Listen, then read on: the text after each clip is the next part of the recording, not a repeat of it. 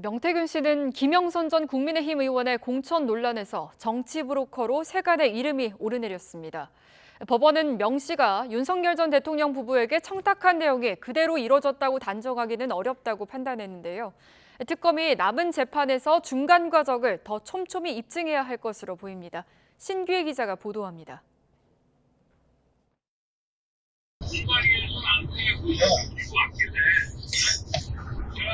김영선이 경선에서 열심히 뛰었으니까 너는 김영선이 좀 해줘라 그랬는데 저게 말이 많네.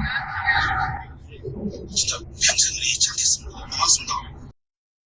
윤석열 전 대통령 부부를 쥐고 흔든 정치 브로커로 지목되며 세간을 떠들썩하게 만든 명태균 씨.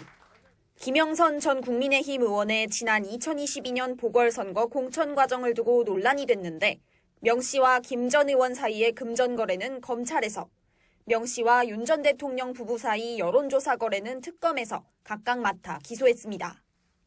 명 씨가 김 전 의원으로부터 받은 금품, 윤 전 대통령 부부에게 제공한 여론조사가 모두 김 전 의원 공천의 대가였다는 게 검찰과 특검의 의심이었습니다. 하지만 창원지법과 서울중앙지법, 각 1심 법원은 명 씨의 노력이 김 전 의원 공천에 영향을 미쳤다고 볼 여지는 있지만 그 결과로 공천이 이루어졌다고 단정하기는 어렵다고 봤습니다.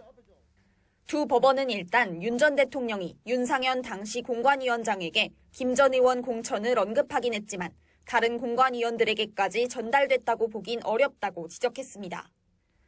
또 공천 자체는 당시 공천관리위원회에서 여성 우선순위, 대선 캠프 활동 등을 고려해 토론과 투표를 거쳐 결정한 것으로 보인다고 판단했습니다. 두 법원은 평소 명 씨가 자신의 정치적 영향력을 과장하거나 과시하는 모습을 보인 점에도 주목했습니다. 명 씨가 김 전 의원의 공천이 확정된 것처럼 주변 사람들에게 말했지만 이후에도 다른 경로를 통해 공천을 부탁하고 다닌 점을 고려하면 실제 공천이 확정됐다기보다는 자신의 영향력이 허구가 아니라는 점을 드러내기 위한 발언으로 보인다는 겁니다. 즉 명 씨가 김 전 의원 공천을 위해 노력했고 윤 전 대통령 부부에게 이 노력이 전달된 것까지는 맞지만 윤 전 대통령의 지시로 공천이 이루어졌다고 단정할 수는 없다는 게 지금까지 1심 법원들의 공통된 판단입니다. 김영선 전 의원 공천 논란으로 현재 남아있는 1심 재판은 김건희 특검에서 기소한 윤 전 대통령과 명태균 씨의 여론조사 제공 사건입니다. 사실관계가 같은 김건희 씨 재판에서 일단 무죄가 나온 만큼 특검은 당시 공관위원회의 의사결정 과정과 윤 전 대통령 부부의 개입 정도를 더 촘촘하게 입증해야 할 거로 보입니다. YTN 신기혜입니다.